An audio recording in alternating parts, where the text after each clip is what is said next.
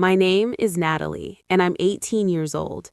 The day I turned 18, I walked into a courthouse, paid $150, and legally removed my father's last name from every document I own.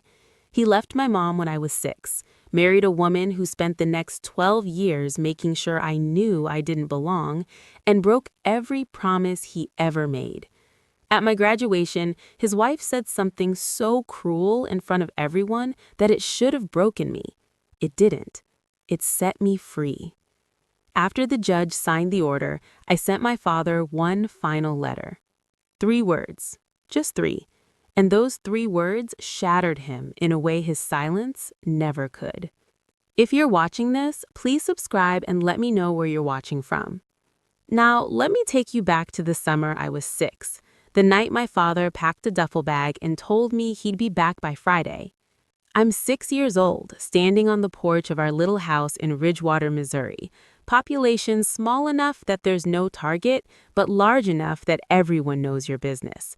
There's a tire swing in the front yard that my Grandpa Walter built before I was born. The rope is fraying, but it still holds. My dad is carrying a navy blue duffel bag to his truck. I remember the color because I asked if he was going camping. "I'll be back by Friday, Nat," he says. He crouches down, cups my face with both hands, and kisses my forehead. Friday comes, Friday goes. He moves to an apartment 40 minutes east across the county line, close enough to drive, far enough to excuse not coming. My mom doesn't cry in front of me. She puts on her scrubs, drives to the hospital for her night shift, and comes home at 6 a.m. with dark circles under her eyes that look painted on. But every night for 2 weeks, I hear her through the bedroom wall, quiet, muffled sobs like she's pressing her face into a pillow so I won't know. I know. Grandma Ruth moves in the same week. She brings her cast iron skillet, her reading glasses, and a quilt she made from my grandfather's old flannel shirts. She cooks dinner, folds laundry, and drives me to school. She doesn't say much about my dad, except this: "Your daddy loves you, baby. He just forgot how to show it." I believe her. At 6, you believe grandmothers the way you believe gravity, without question, without proof. I didn't know the name of the woman who changed everything. Not yet, but I'd learn it soon enough.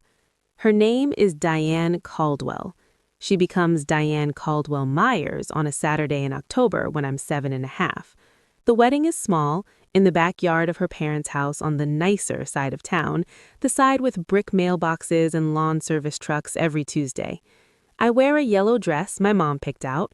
Mom doesn't come. She drops me off at the end of the driveway and says, "Have fun, sweetheart. I'll pick you up at 8. Diane smiles at me during the ceremony. Afterward, she takes my hand and leans down so we're eye to eye. "We are going to be a family now, Natalie." Her perfume smells like gardenias. Her grip is firm. I want to like her. I try. That night, after the cake, the toasts, and the sparklers, I'm sitting on the porch steps waiting for my mom's headlights. The screen door is cracked open, and I hear Diane's voice from the kitchen. "She can visit Greg, but not every weekend. We need our own space." "She's my daughter, Diane. And I'm your wife. We're building something new here. Linda has her. The girl is fine." The girl. Not Natalie. The girl? My dad says something I can't hear, low, mumbled, the voice he uses when he doesn't want to fight. Then nothing, just the clink of dishes. After that night, the visits start shrinking. Every other weekend becomes once a month. Once a month becomes when it works out. And it almost never works out. Diane never says, "Don't bring her." She says, "Let's focus on us." She says, "Linda has it handled." She says, "I just want what's best for everyone." Except me. Here's what 12 years of broken promises look like when you write them down. I start keeping a notebook when I'm 8, a dollar store composition book with a black and white marble cover. I don't write in it because I'm angry. I write because I need proof. Proof that I'm not imagining things.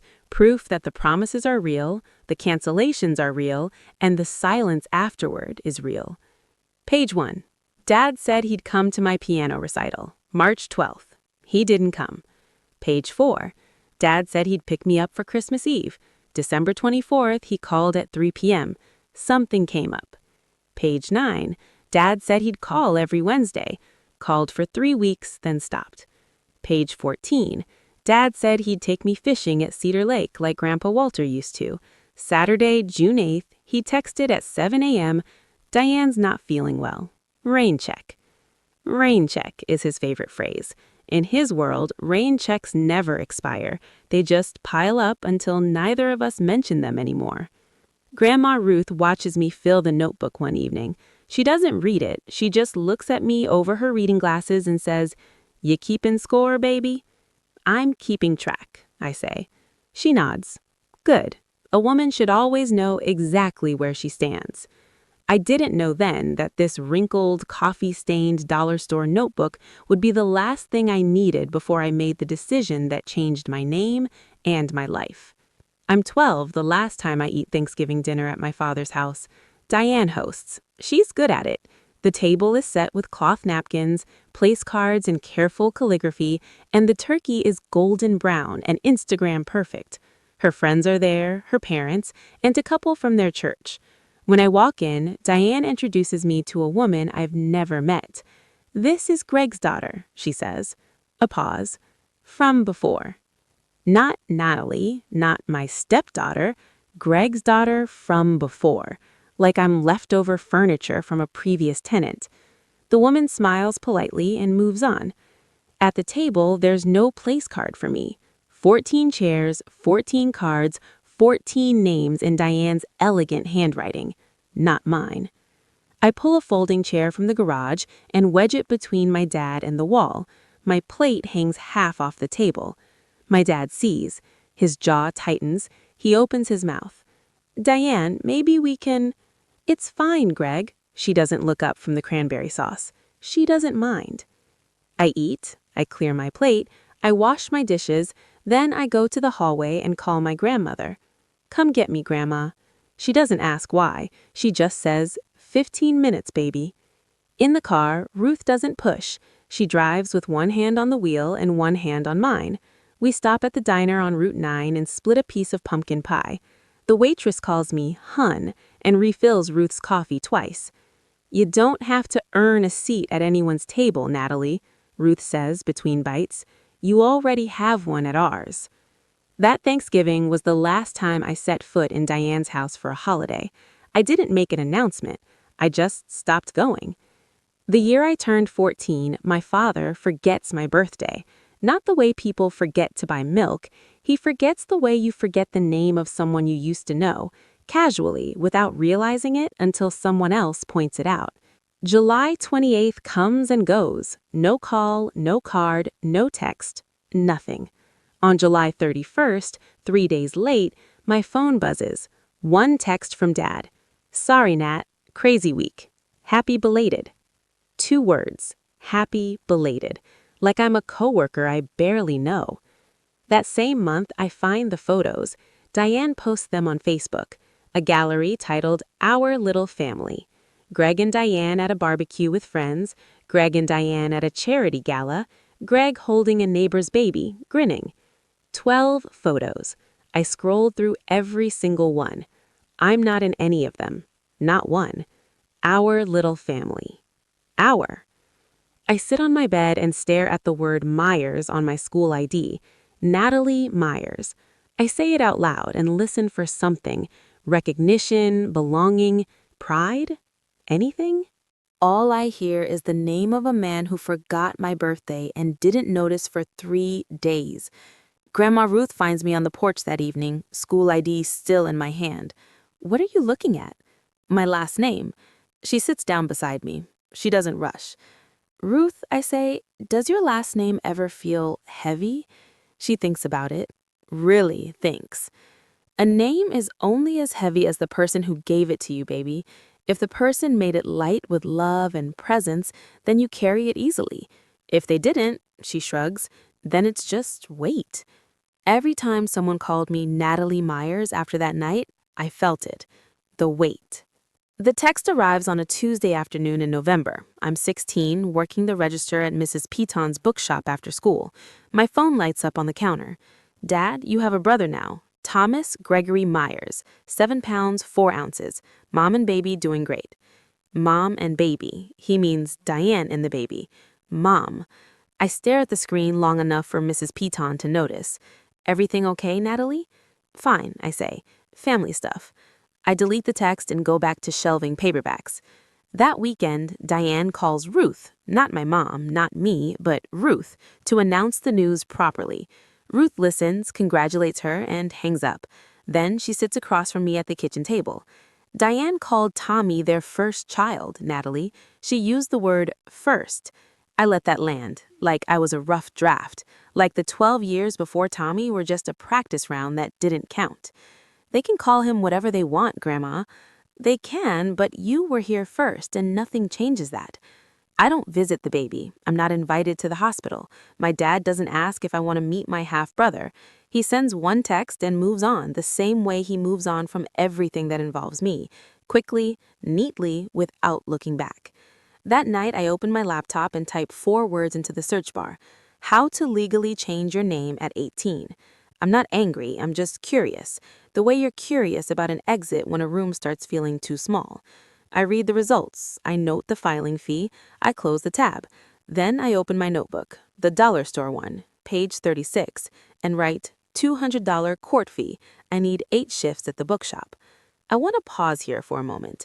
If you've ever looked at a family photo and realized you weren't in it, not because you were behind the camera, but because nobody thought to include you, then you know exactly what this feels like. Drop a comment and tell me if you've been there. And if this story is hitting home, hit that subscribe button, because what happens at my graduation is something I still think about every single day. 2 months before graduation, I pick up the phone and call my father. I don't know why. Maybe it's the last flicker of that stupid little flame I've been carrying since I was 6. The one that whispers, maybe this time, maybe I just want to know for sure. He answers on the 3rd ring. There's a TV playing in the background.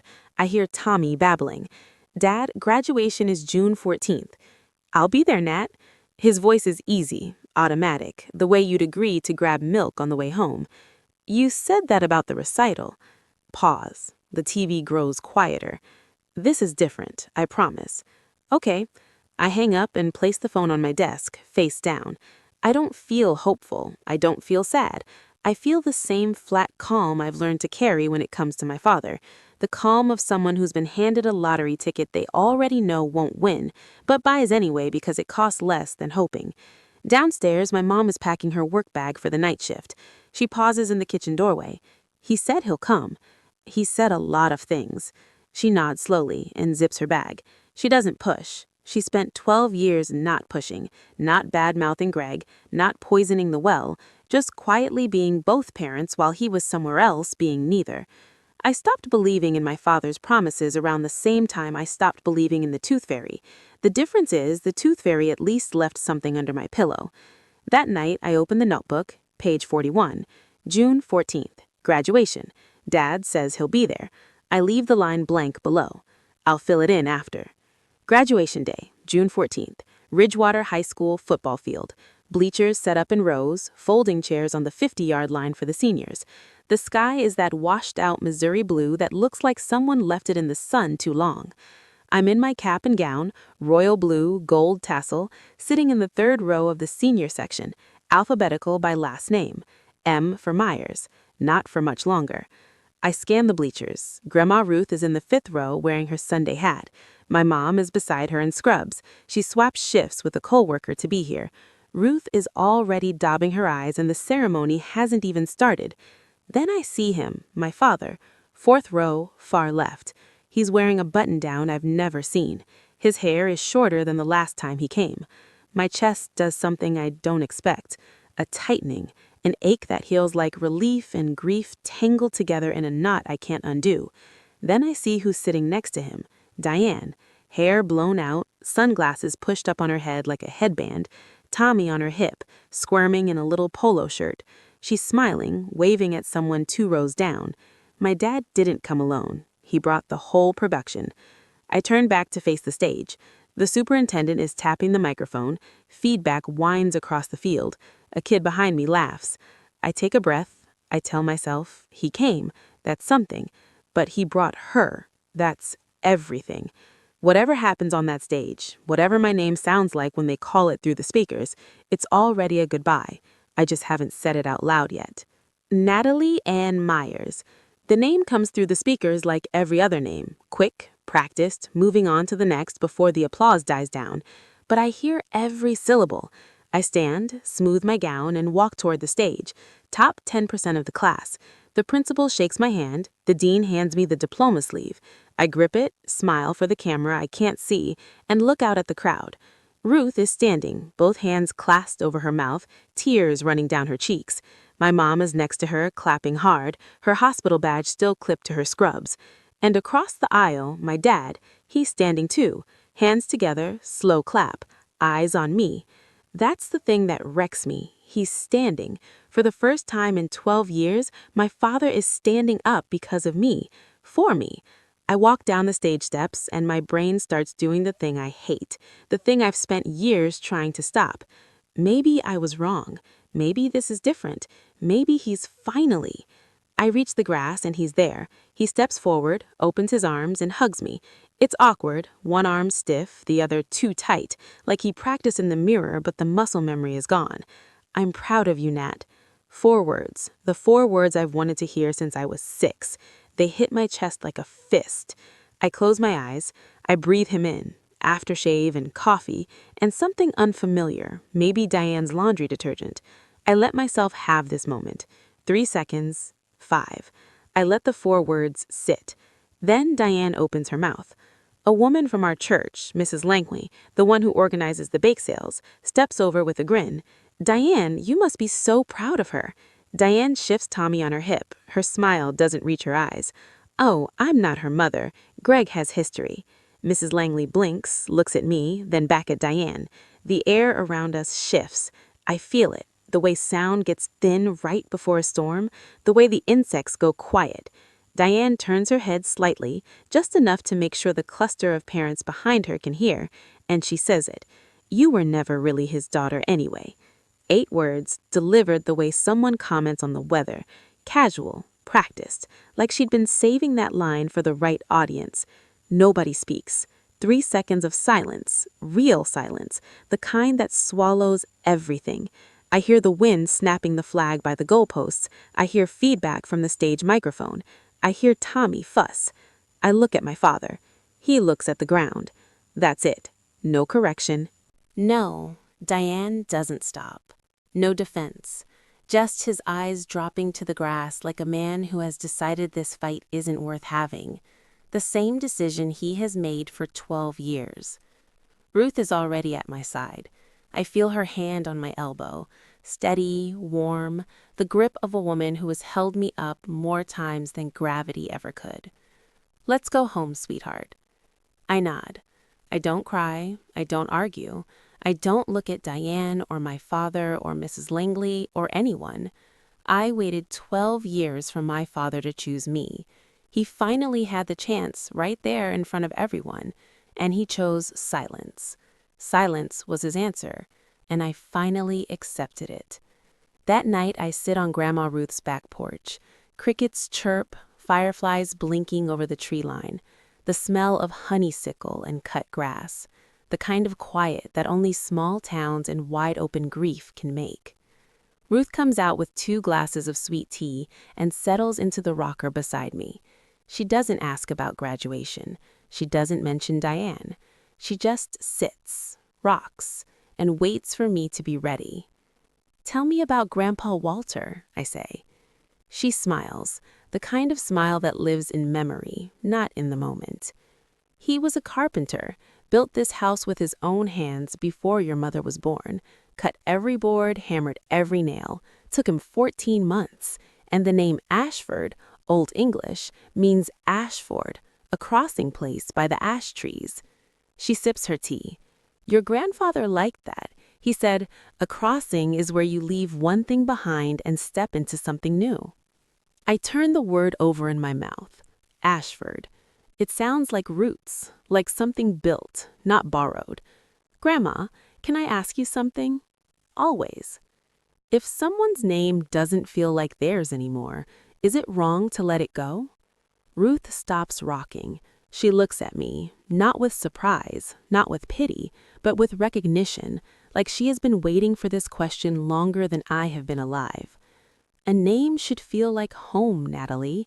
If it doesn't, you have every right to find one that does. She doesn't say, drop your father's name. She doesn't say, take ours. She just opens a door and lets me see what's on the other side. I look out at the fireflies. Somewhere in the dark, Walter Ashford's ash trees are still standing.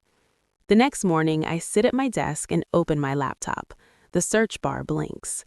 I type, how to legally change your name at 18 in Missouri. This time, I don't close the tab. The process is straightforward. File a petition at the circuit court, pay the filing fee, $150 in our county, wait 4 to 6 weeks for a hearing date, appear before a judge. If there are no objections and no legal reasons to deny it, the judge signs the order, and after that, updates Social Security, driver's license, school records, new name, new documents, new everything. No one's permission required. At 18, it's my decision and mine alone. I open my banking app. $3,124. Every dollar earned at Mrs. Peston's bookshop. $9.50 an hour. Shelving paperbacks and running the register after school. Enough for the filing fee, the document updates, and a little left over. I do the math. My birthday is July 28th. If I file the petition during my birthday week, the hearing should fall around early September before community college orientation. I'd walk into my first class with my new name. I pick up a pen and open the notebook. Page 43. Below the long list of broken promises and canceled visits, I write 2 words in careful block letters. New name, Natalie Ashford. I look at it. I say it softly to myself. It doesn't sound like revenge. It doesn't sound like anger. It sounds like the name of someone who chose her own crossing. I close the notebook.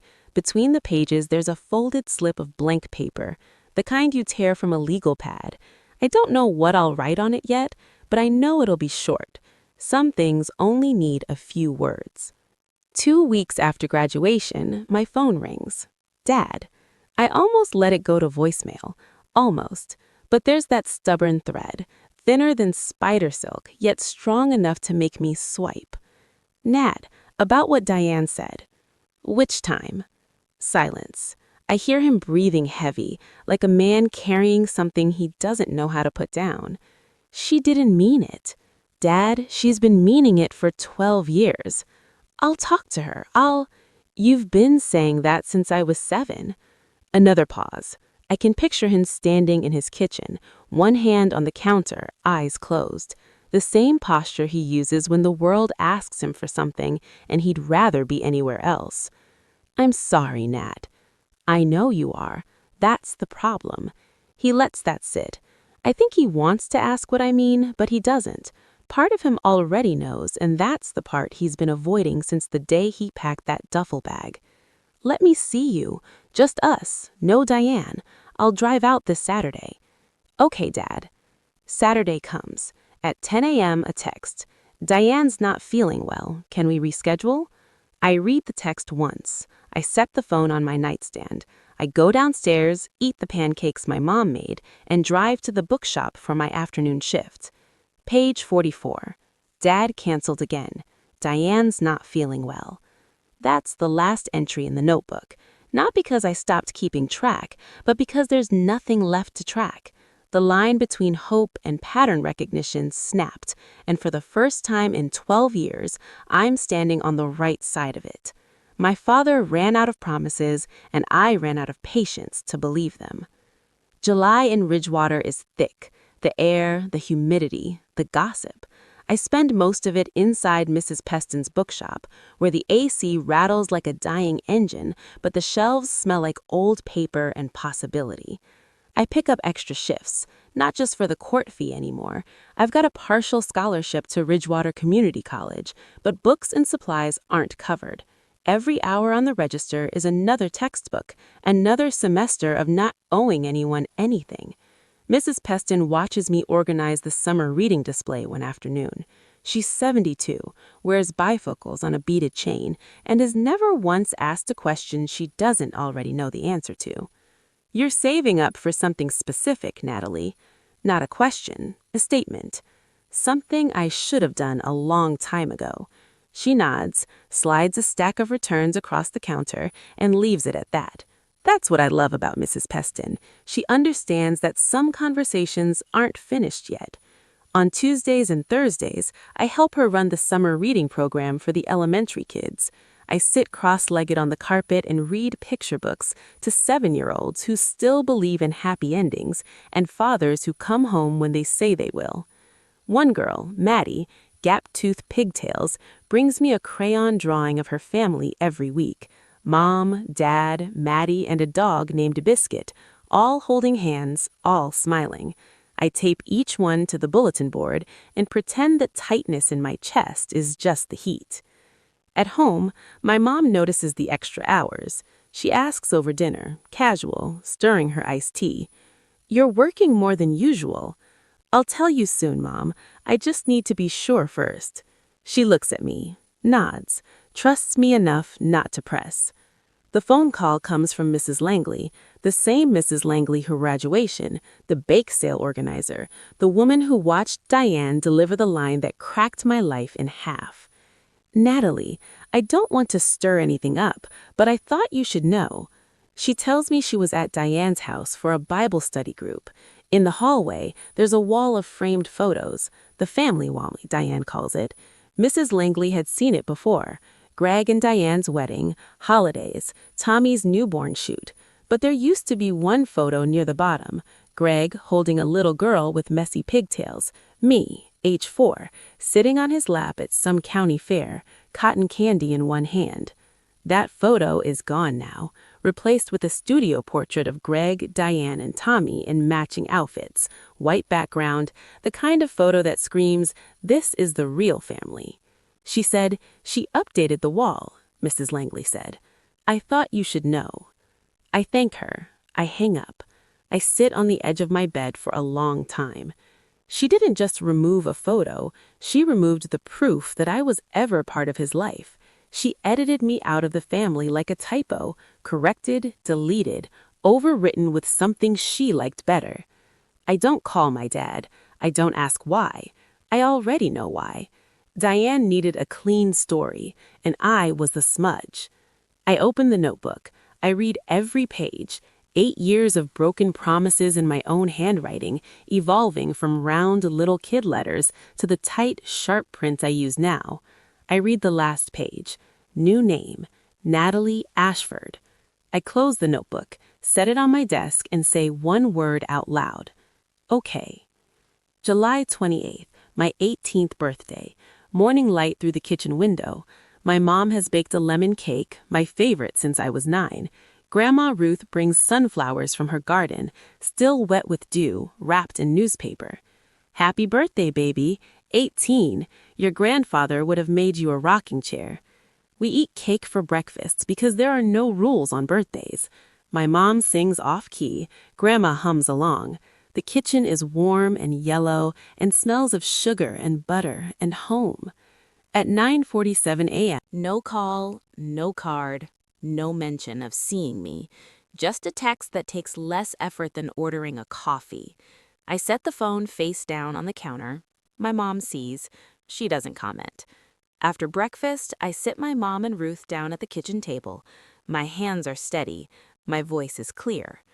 I want to change my last name to Ashford. The kitchen goes quiet. Ruth's hand finds mine across the table. My mom doesn't speak right away. She looks at me the way she looks at X-rays at work, carefully, thoroughly checking for fractures. "Are you sure this is what you want, Natalie? Not what anger wants." "I'm not angry, Mom. I'm done waiting." She holds my gaze, searching. Whatever she finds there must be enough, because her shoulders drop and she nods. Slow, certain. "Then it's your decision." Ruth squeezes my hand. Her eyes are bright. "I'll drive you to the courthouse." I push my chair back. The cake is half eaten. The sunflowers lean toward the window. My phone sits face down on the counter, still carrying my father's 3 words. I leave it there. The Circuit Court of Ridgewater County is a 2-story limestone building with a flagpole out front and water stains running down the columns like old tears. Ruth parks her Buick in the side lot, kills the engine, and turns to me. Ready? Ready. I'm wearing a white button-down shirt, the one my mom ironed that morning without being asked, pressing each crease flat like she was sealing an envelope. I don't know why the shirt matters, but it does. It feels like armor. Inside, the clerk's office smells like toner and floor wax. A woman behind the counter with reading glasses and a lanyard looks up when I approach. I'd like to file a petition for a legal name change. She hands me a form, 4 pages. I fill it in at the counter. Pen steady, print legible. Current legal name, Natalie Ann Myers. Requested legal name. I pause. I think of Walter. I think of Ruth. I think of ash trees and crossing places. Natalie Ruth Ashford. The middle name addition is a decision I make right there, standing at that counter. Ruth doesn't know yet. The clerk reviews the form. Reason for name change? Personal. I'd like to carry my mother's family name. She nods. No judgment, no questions. Filing fee is $150. I pull a white envelope from my purse. Inside are 15 $10 bills, counted 3 times at my desk last night. I slide them across the counter. Hearing will be scheduled within 4 to 6 weeks. You'll receive a notice by mail. I step into the hallway. Ruth is sitting on a wooden bench, purse in her lap, ankles crossed. It's done? She asks. It's filed. She stands, wraps her arms around me, and holds on. She doesn't need to. 3 weeks later, the notice arrives in the mail. Hearing date, September 8th. I fold the notice, slip it inside the notebook, and continue my shift at the bookshop. It takes exactly 4 days for the small-town engine to do its work. Someone at the courthouse knows someone who knows Greg. That's how it goes in Ridgewater. Information travels faster than light and twice as far. My phone rings on a Thursday evening. Dad. His voice sounds different, higher, tighter, the pitch of a man who's just been handed information he wasn't prepared for. Nat, someone at the courthouse told me you filed papers. What's going on? I'm changing my last name, Dad. You can't do that. I can. I'm 18. Why would you? Because it hasn't been mine for a long time. He hears me swallow. In the background, Diane's voice, sharp, asking, "What's wrong?" He covers the phone with his palm, but I still catch it, muffled and distorted. The sound of a man being pulled in 2 directions and choosing the easier one every time. Natalie, please let me fix this. You've had 12 years to fix this. Diane didn't mean... The word lands like a door closing. He goes quiet. I can hear him breathing through his nose, the sound of someone who's run out of arguments but isn't ready to stop talking. I love you, Nat. I know.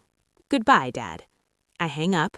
My hands aren't shaking. My voice didn't crack.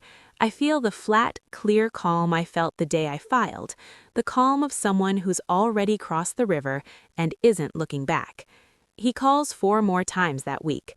I don't answer. There's nothing left to say that $150 and a court date haven't already said for me. So my father found out, and I could hear it in his voice. Not guilt, not yet. Fear. Fear of what people would say. Fear of the story the whole town would piece together once they saw the name Natalie Myers disappear from the records. If you think he should have felt guilt instead of fear, drop a comment. And if you're watching this far, thank you. The hearing day is coming, and I need you to see what happened inside that courtroom. Diane wastes no time. Within days of Greg's phone call, she launches her campaign. Not loud. Diane never works loud. She works through whispers, phone trees, and carefully placed comments at the right tables. My mom tells me about the call.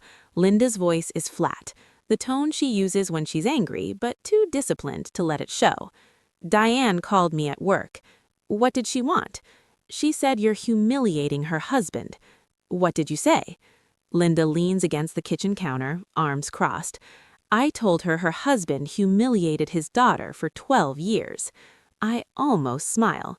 She said you're ungrateful that they paid child support. And I told her child support isn't parenting. Diane doesn't stop with Linda. She calls 2 women from her Bible study group, Greg's cousin in Springfield, and a neighbor.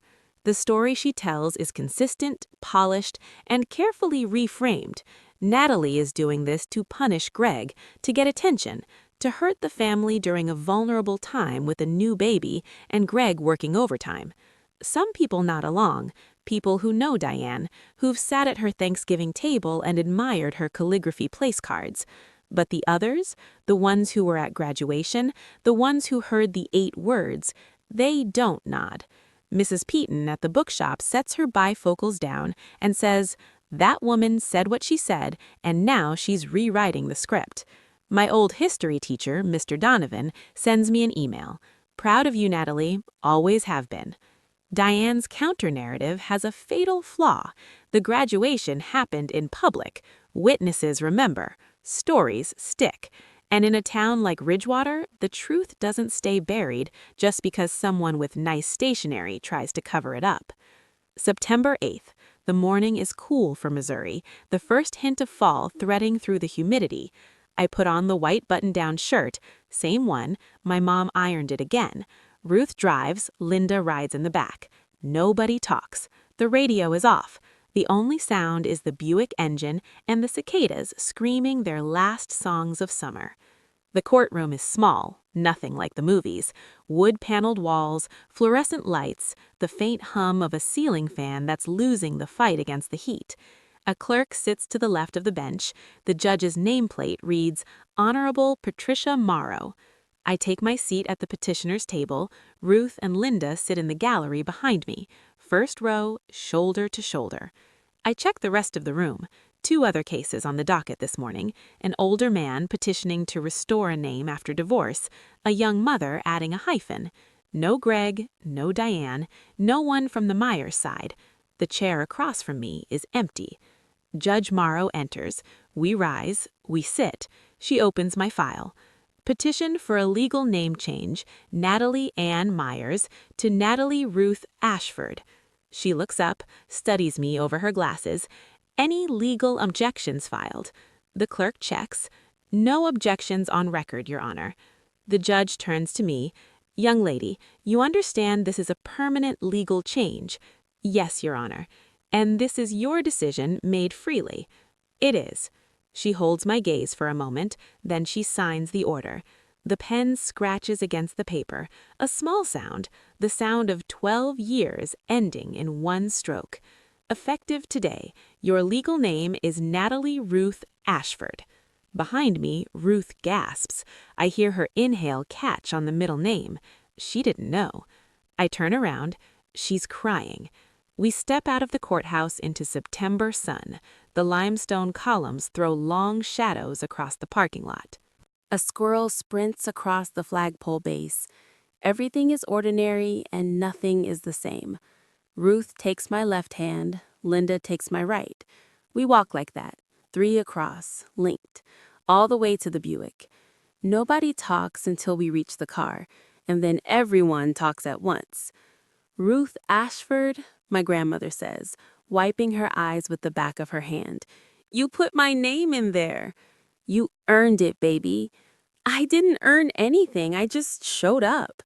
That's exactly what earned it, Grandma. Linda opens the car door, stops, and pulls me in. She holds me the way she used to when I was small.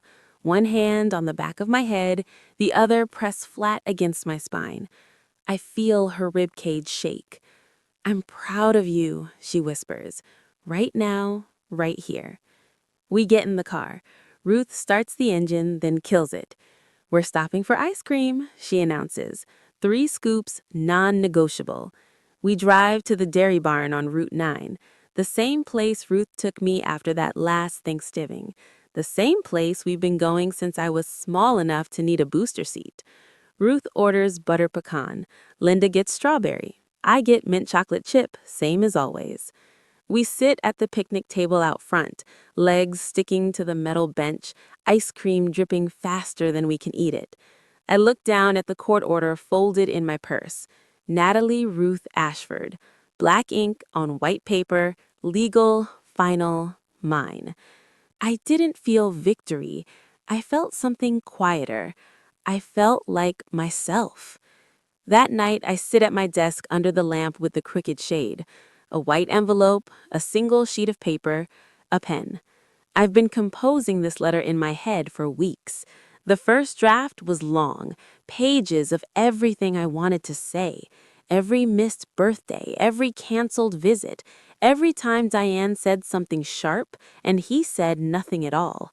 I wanted to lay it all out, line by line, so he couldn't pretend he didn't know. But then I realized he does know. He's always known. The problem was never information, it was choice.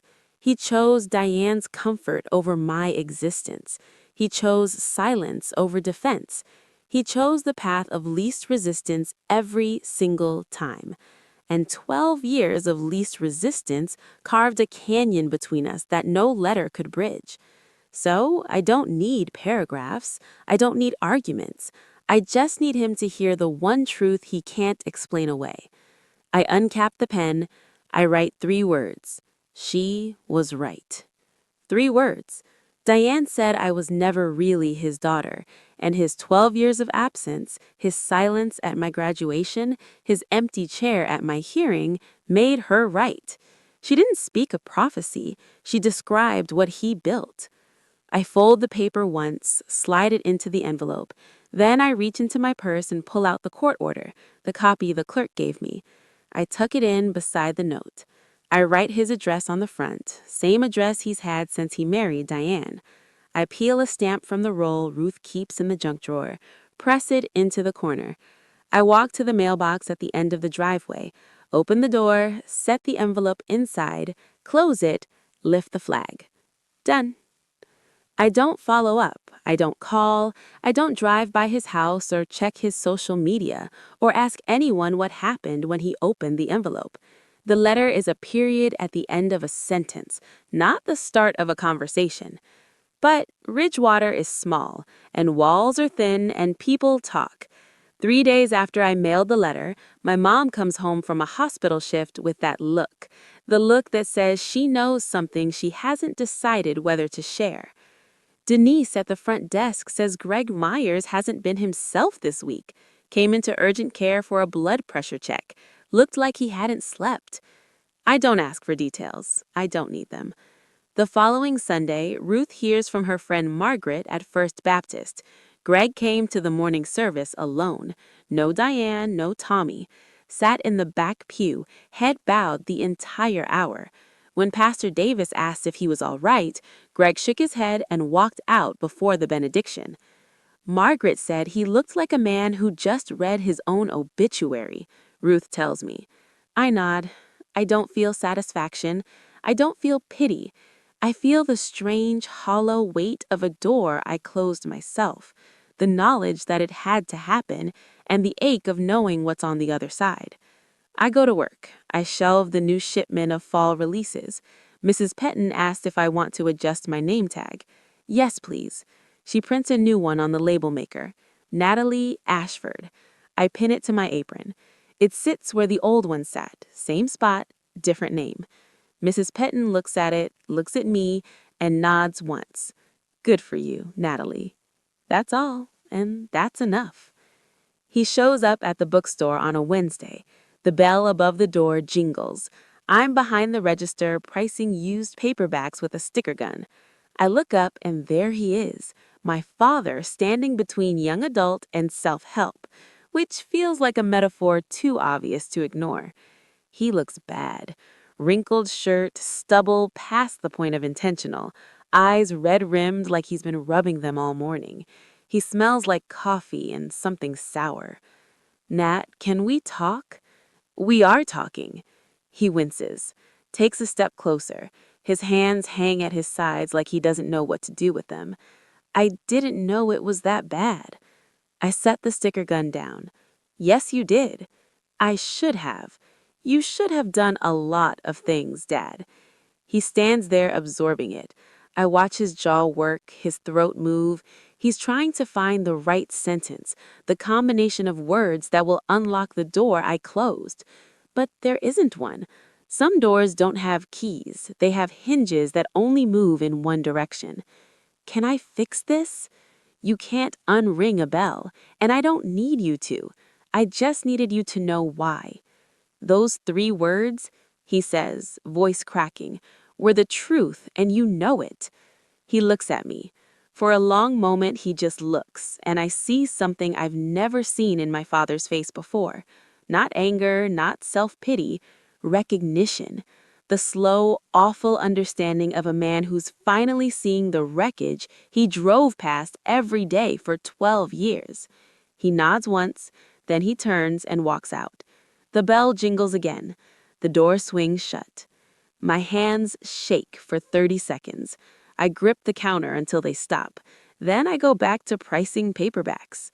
In a town like Ridgewater, you don't need to press your ear to a wall. The walls talk on their own.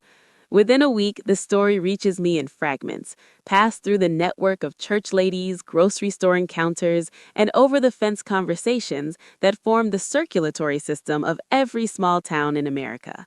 Greg and Diane had a fight, a real one, not the carefully modulated disagreements Diane usually orchestrates, but the kind that shakes windows and sends neighbors to the far side of their yards. The details come through Mrs. Langley, who heard from her neighbor who lives 2 houses down from the mayor's place. "Diane, this is your fault. You let her do this," Greg said. And this is the part that everyone repeats, the part that travels farthest because people in Ridgewater have been waiting 12 years to hear Greg push back on something Diane said. "You told her she was never my daughter at her graduation in front of everyone." Diane started to respond. "I was just—" "You were right, Diane. That's what she wrote. She was right. And she is because I let you make it true." Diane went quiet after that. Nobody could confirm how long the silence lasted, but the neighbor said it was the first time in 11 years she hadn't heard Diane's voice carrying through the evening air. I hear all of this secondhand. I don't ask for it, I don't comment on it, I don't call my dad to see how he's doing, and I don't call Diane to twist the knife. The 3 words did their work, not as weapons, but as mirrors. And the thing about mirrors is you can't argue with what they show you. You can only stand there and look. In the weeks that follow, the name change settles over Ridgewater the way all news settles over small towns, in layers, each one thinner than the next, until it becomes part of the background noise. Mrs. Pettin is the first to say it out loud at the bookstore. She adjusts her bifocals, looks at my new name tag, and says, "Ashford suits you." Then she asks me to reorganize the children's section, and life goes on. Mr. Donovan, my old history teacher, the one who wrote me a recommendation letter, sends a follow-up email. "I always knew you were stronger than your circumstances. Your grandfather Walter would be proud." The librarian at the public library updates my card without comment. The woman at the DMV processes my new driver's license with the same brisk efficiency she brings to everything. "Smile," she says, and the camera flashes. On the other side of town, the ripples are less gentle. 2 of Diane's Bible study friends stop returning her calls. Not dramatically, not with confrontation, just the slow withdrawal that happens when people decide they don't want to be associated with a story they were wrong about. The graduation incident gets retold at potlucks and hair salons. With each telling, Diane becomes a little more vivid, her words a little sharper. Greg starts attending First Baptist alone. Every Sunday, back pew. Diane stays home with Tommy. I don't track any of this deliberately. I hear it the way you hear weather reports, passively from the edges of other conversations. I'm busy. SSN update, driver's license, college enrollment forms. Each one stamped, signed, and filed under Natalie Ruth Ashford. Each form is a small act of construction. I'm not tearing anything down. I'm building something that should have existed all along, a name that belongs to me. It happens on a Tuesday night. Nothing special about it. No anniversary, no trigger, just my mom and me at the kitchen table with leftover pasta and the low hum of the refrigerator. Linda pushes her plate aside and folds her hands. She does this when she's about to say something she's been holding for a while. I've seen her do it before delivering bad news at the hospital. I never talked bad about your father in front of you. You know that. I know, Mom. I made that choice early, when you were small. I didn't want you to carry my anger on top of your own. It was the right call. She shakes her head. Maybe, but I should have told you sooner that you didn't owe him your patience. It wasn't your job to say that. It was his job to not need you to. That lands. I see it hit. Her chin drops slightly. Her eyes go bright. And for the first time since I was 6 years old, my mother cries in front of me. Not the muffled, pillow-pressed crying I heard through the wall as a child. Real tears, unguarded, running down her face in the kitchen light. I'm sorry I couldn't protect you from all of it. You did protect me, you and Grandma, every day. That's why I'm Ashford now. She reaches across the table. I take her hand. Her grip is the same grip she uses in the ER. Strong, steady, designed to hold someone together when everything is falling apart. We sit there for a while. The pasta gets cold. The refrigerator hums. The kitchen light makes everything soft and yellow. Your father doesn't deserve you, she says quietly. I know, but I didn't do this because of him. I did it because of me. September 15th. First day at Ridgewater Community College. The campus is 3 brick buildings and a parking lot. Nothing fancy, but the air smells like new notebooks and fresh starts. I'm in the second row of Introduction to English Composition, room 204. Fluorescent lights buzzing overhead. The professor, Dr. Hollis, a woman with short gray hair and a voice like warm gravel, opens her roster. She starts calling names. Adams, Alvarez, Anderson, each one answered with a here or raised hand. Natalie Ashford. Here. 1 word, 2 syllables of a name I've had for exactly 7 days. I hear it come back to me from the professor's mouth, and it fits. The way a key fits a lock you didn't know was stuck. Ashford. Here. Present. Accounted for. A girl next to me, red hair, freckles, notebook already covered in doodles, leans over. Ashford, that's a cool name. Is it Irish? English, I say. It means a crossing by the ash trees. My grandfather was a carpenter. That's so much better than mine. I'm Jess Miller. There are literally 4 Millers in this building. I smile. She smiles back. And just like that, I'm Natalie Ashford to someone who has no idea about the courthouse, the notebook, the 3 words, and the 12 years that led me here. To Jess, I'm just a girl with an interesting last name and a grandfather who built things. I don't tell her the story. I don't need to. The beauty of a new name is that it doesn't carry the old baggage unless you pack it yourself. I open my notebook, a new one, spiral-bound, college-ruled. The first page is blank. No broken promises, no cancellation dates, just white space waiting to be filled with something I choose. I learn about Greg through the town the way weather arrives. You don't go looking for it, it just shows up at your window. Ruth tells me over Sunday dinner that Greg started seeing a counselor in Springfield, drove 40 minutes each way, twice a week. She heard it from Margaret at church, who heard it from the counselor's receptionist, because in Ridgewater, even therapy can't hide behind a closed door. He's going on his own, Ruth adds. Diane didn't want him to, said he was making a scene out of nothing. I set my fork down. Good for him. Are you okay with that? He's doing what he should have done 12 years ago. It's late, but it's not nothing. Greg and Diane don't divorce. That's not how this kind of story ends, cleanly, dramatically, with papers signed and boxes packed. Instead, the dynamic shifts.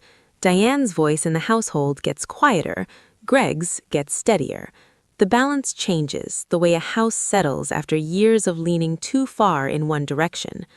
A month after the hearing, a letter arrives at our house. Handwritten, Greg's blocky print on a sheet of lined paper.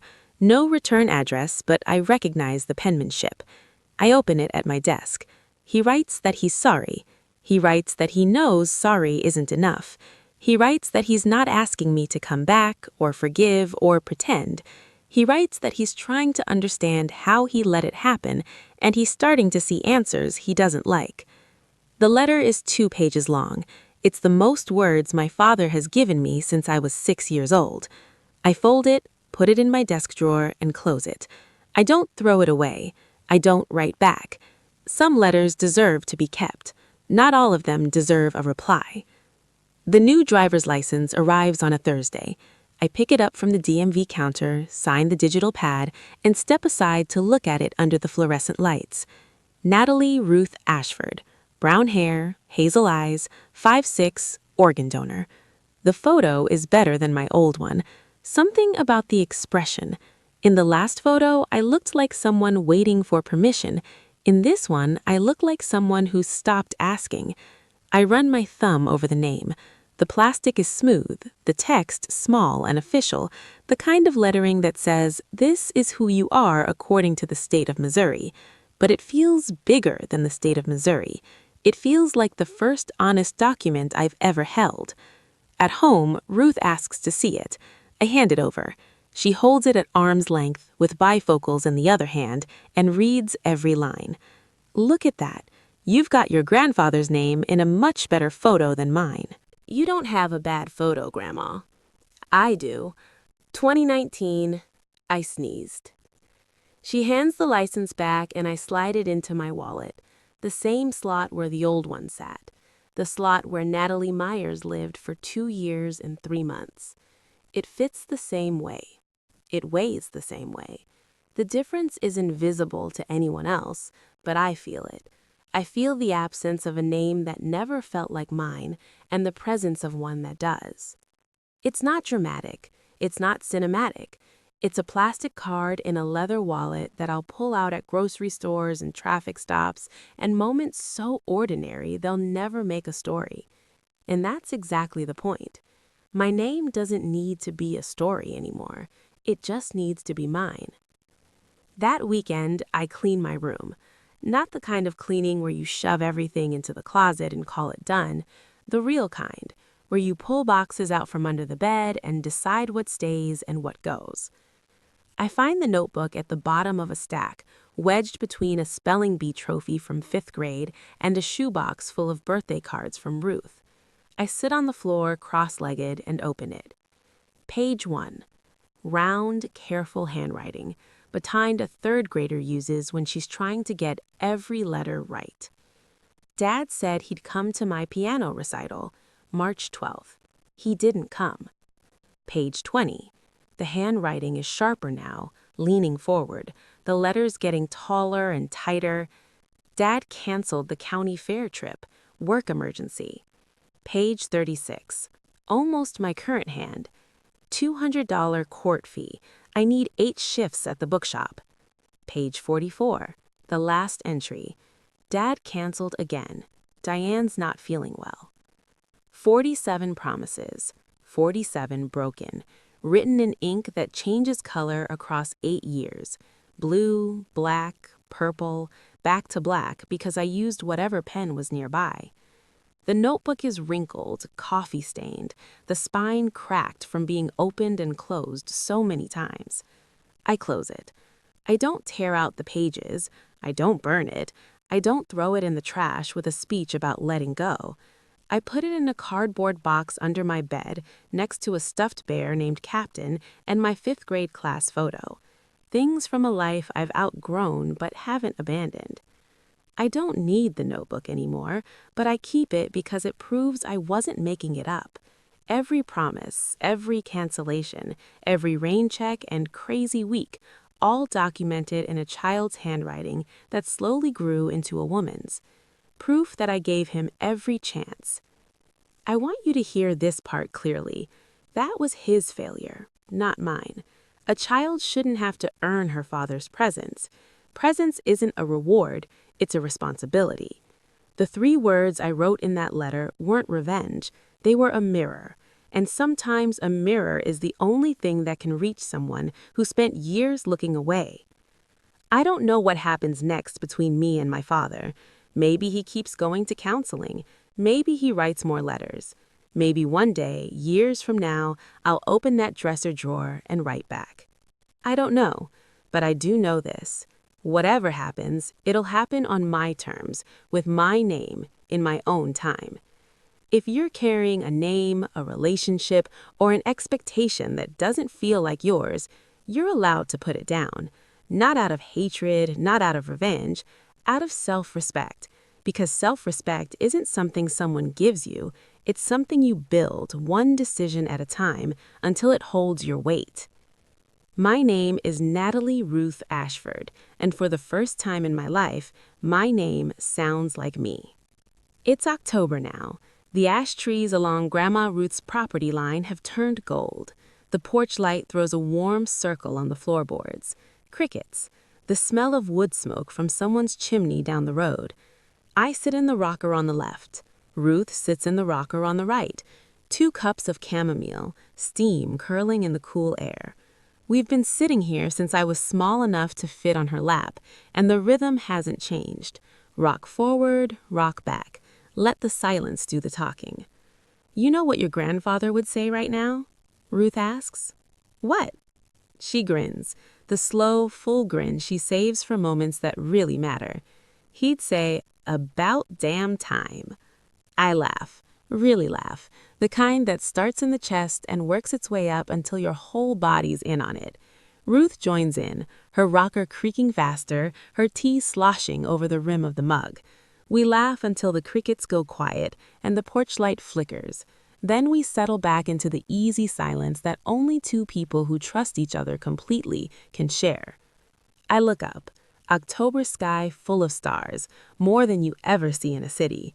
Somewhere behind those stars, Walter Ashford is out there, the man who built this house, who planted these trees, who gave his name to a family that carries it with pride. Hey, Grandpa Walter, I say to the sky, it's nice to finally meet you properly. I'm Natalie Ashford. Ruth reaches over and squeezes my hand. Her palm is warm from the mug. Her grip is the same grip that's held me steady my entire life. And that is my story. That's my story, and if it made you feel something, anger, relief, recognition, I'd love to hear about it. Drop a comment. Have you ever let go of something that wasn't yours to carry? A name, a relationship, an expectation someone else placed on your shoulders? If you've been through something like this, you're not alone, and your story matters too. Hit subscribe if you haven't already, and check the description below for more stories like this one. I'll see you in the next video. My name is Natalie Ashford, and I chose it.